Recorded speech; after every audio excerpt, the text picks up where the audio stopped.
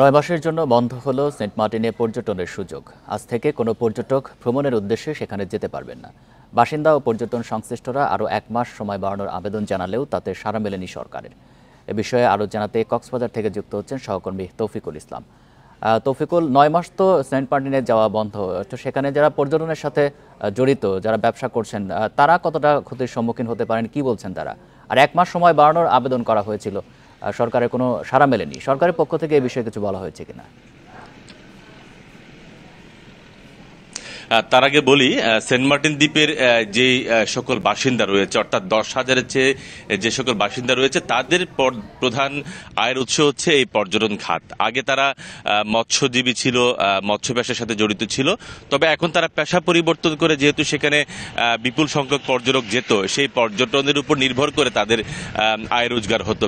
তবে এখন তারা ৩ মাস সময় দেওয়া হয়েছিল, ১ম নভেম্বর থেকে ডিসেম্বর পর্যন্ত তারা সেখানে পর্যটক দিনে গিয়ে দিনে আসার সে সুযোগটা দিয়েছিল সরকার। এরপরে ডিসেম্বর এবং জানুয়ারি, এই ২টি মাস সেখানে ২,০০০ পর্যটক যাবে এবং তারা রাত্রি যাপনের সুযোগ হয়েছিল। তো সেই ক্ষেত্রে আসলে নভেম্বর পুরো একটি মাস তারা কোনো পর্যটক সেন্ট মার্টিন দ্বীপে যেতে পারেনি।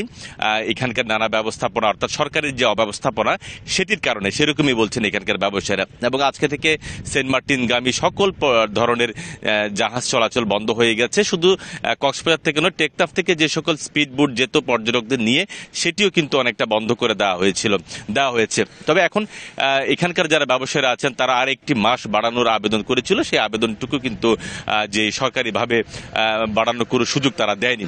তবে এখানে যারা ব্যবসায়ীরা আছেন, শুধুমাত্র সেন্ট মার্টিন দ্বীপে ১০,০০০ মানুষ নয়, এই ব্যবসার সাথে সেন্ট মার্টিন দ্বীপের সাথে যারা ব্যবসা করতেন, বিভিন্ন হোটেল মালিক রয়েছে, রিসোর্ট মালিক রয়েছে, রেস্তোরাঁ মালিক রয়েছে, তারাও কিন্তু অনেকটা ক্ষতির মুখে পড়েছে। তারা বলল, এই ২টি মাসে তাদের কোনো ব্যবসা হয়নি।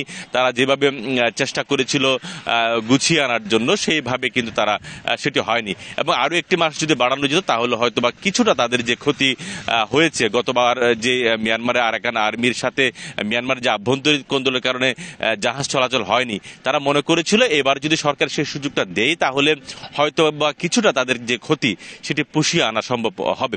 তবে এবার কিন্তু সেটি হয়নি। এখানকার যারা ব্যবসায়ীরা আছেন, তারা বারবারই কথা বলেছেন।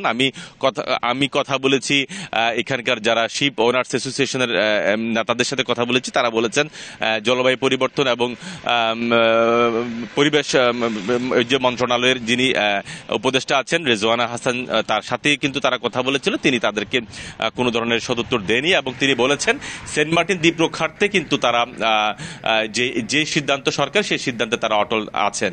সেটি তারা এই ব্যবসায়ীরা সেটি আমাদেরকে জানিয়েছেন। কক্সবাজার থেকে জানাচ্ছেন সহকর্মী তৌফিকুল ইসলাম।